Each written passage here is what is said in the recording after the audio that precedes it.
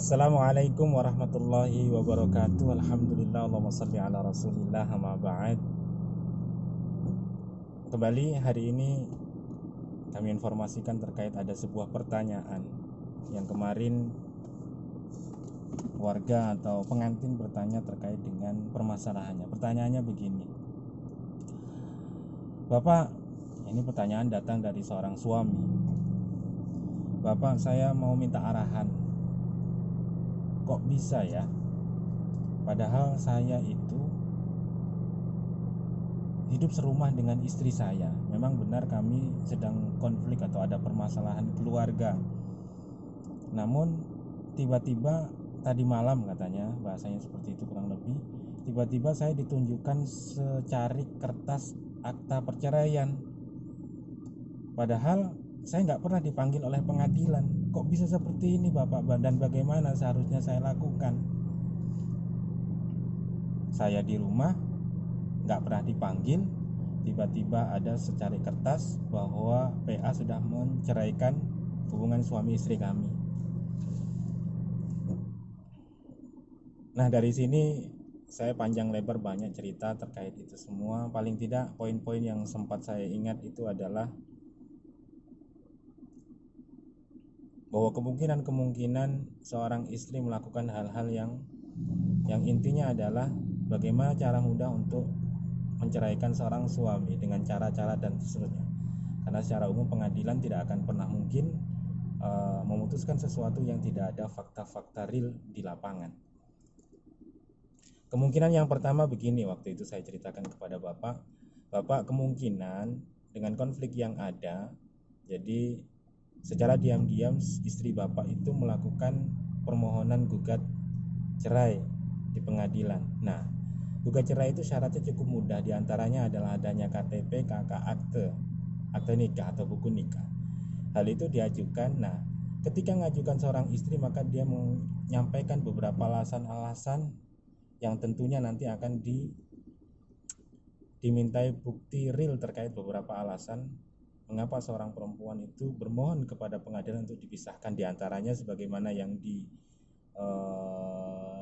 diucapkan dalam sigot ta'lid di dalam buku nikah itu, diantaranya tidak memberi nafkah 3 bulan lamanya, atau tidak meninggalkan istri 2 tahun berturut-turut dan seterusnya lah, atau menyakiti jasmani rohani pasangannya. Dan ketika perempuan tadi tidak restu ridho, maka perempuan tadi bisa bermohon kepada pengadilan untuk mengadukan perihalnya, dan pengadilan pun menindak sesuai dengan fakta-fakta yang ada.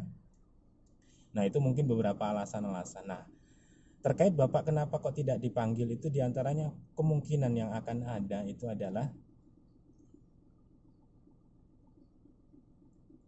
suami digaibkan.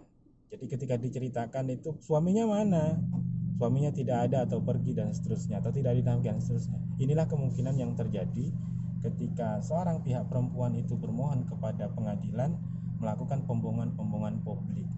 Nah, dari sini sebenarnya untuk mengetahui real tidaknya terkait alasan itu semua, Bapak mari segera melaporkan ke pengadilan tersebut terkait dengan hasil putusan tersebut. Jadi Bapak bisa menanyakan ulang apakah justru mengiyakan hal yang sudah terjadi demikian.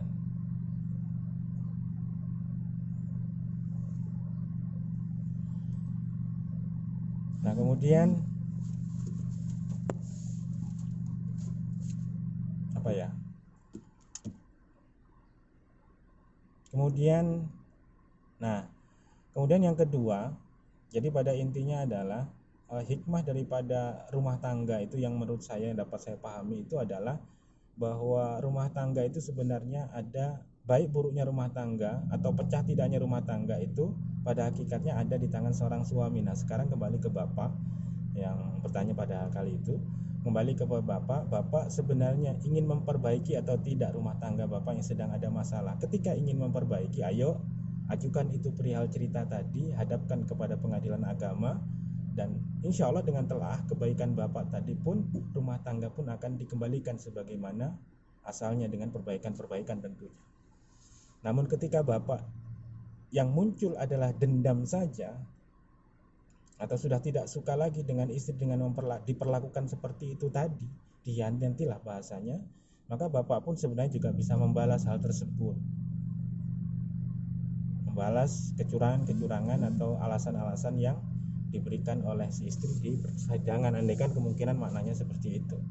Nah, tentu bapak tentu akan dapat bahasanya membalas dendam juga, dan itu tentu tidaklah berakibat baik tentunya. Itu bukan saran terbaik menurut kami. Sehingga menurut kami, mari konfirmasikan permasalahan itu ke pengadilan. Ketika ada hal-hal yang kurang pas, marilah minta tolong ke pengadilan untuk memfasilitasi perbaikan rumah tangga ke depan. Nah, saya kira itu saja. Syukron karena sudah dijemput pengantin. Wassalamualaikum warahmatullahi wabarakatuh.